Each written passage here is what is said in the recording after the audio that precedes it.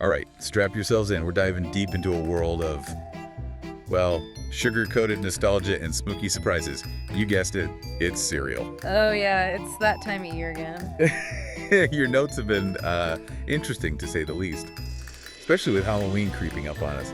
Let's unpack this box of cereal trivia, shall we? Let's go for it. Okay, first up, you call it Franken cereal. This whole idea of like mixing and matching different cereals. Right. I gotta admit, I kind of love it. It's like being a mad scientist, but with, your breakfast bowl. You mentioned peanut butter Captain Crunch and Cocoa Puffs. Yeah, a classic. That combo just screams peanut butter and chocolate. Who can resist that, right?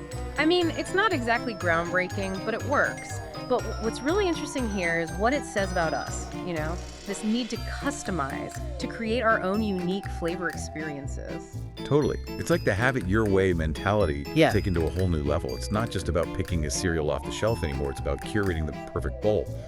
Okay, this one I love. Honey Nut Cheerios and Frosted Flakes. Nice. Genius, sweetness, crunch. You've nailed the cereal game with that mix. It reminds me of, have you heard of the Kelsey brothers? Yeah, the football players? Yeah, they've got their own cereal, right? Kels Mix, I think it's called. Oh, yeah. It's a mix of like Reese's Puffs, Cinnamon Toast Crunch, and Lucky Charms, I think. See, that's prepackaged Franken cereal. Exactly. And it really speaks to this trend of celebrities kind of infiltrating the food world. I mean, is it just a smart business move, or does it say something about our, obsession with celebrity culture? Good question.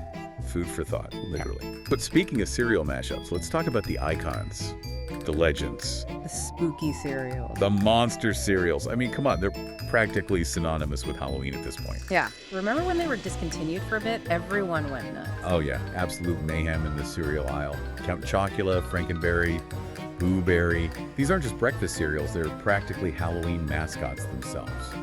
And of course, we can't forget the newest addition to the Monster Crew. Carmela Creeper, the zombie DJ. Love her. Right. It's interesting though, isn't it? It shows how even classic brands need to, adapt to stay relevant. They've got to appeal to new generations while still holding on to that old school charm. For sure. And speaking of appealing to the Halloween hype, it's not just the monster cereals getting in on the action. You see it everywhere. Remember those Halloween editions of Lucky Charms and Reese's Puffs? Orange and black marshmallows. Spooky shapes. Oh yeah, they really know how to tap into that seasonal excitement. You know what else you mentioned in your notes? This book, Cereal Explained, by Brandon Peterson. Oh yeah, have you had a chance to check it out yet? I haven't gotten to it yet, but it's definitely on my to-read list. What's it all about?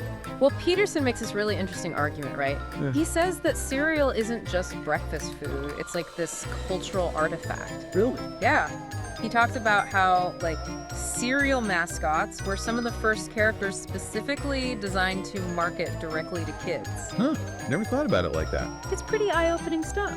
Wow, that puts a whole new spin on our Franken cereal creations, doesn't it? We've gone from mixing bowls to marketing schemes and cultural analysis, all in one episode. It just goes to show, sometimes the simplest things can be the most complex, There's a lot more to a bowl of cereal than meets the eye. That's for sure.